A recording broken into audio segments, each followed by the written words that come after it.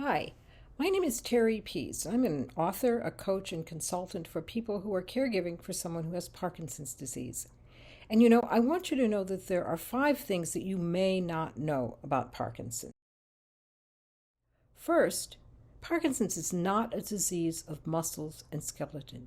Even though it affects movement and it's called movement disorders, really, Parkinson's is a disease that affects the brain and the way the brain sends and receives messages from the body. It's important to have the right doctor to help you with understanding a Parkinson's diagnosis. Second, it can be a very, very long time between the time a person is diagnosed with Parkinson's and the time when they become disabled. People get really scared by the diagnosis, but you never know. After all, some people can start long and happy marriages after getting diagnosed with Parkinson's. Ask my husband. Third, the early signs of Parkinson's are very often not movement signs. They can include things like a loss of sense of smell, tiny handwriting, developing a very still face, constipation, and even relational changes can be signs that Parkinson's disease has begun.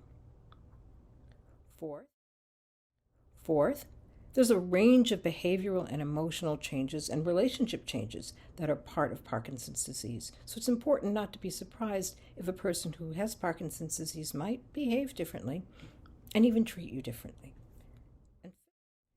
And fifth, it's important, as I said, to see the right kind of doctor, not only a general primary care doctor or a community neurologist, but to actually see a movement disorders specialist. These are the doctors who are really trained to understand and work with Parkinson's disease and to do the very best job of tracking symptoms and treating.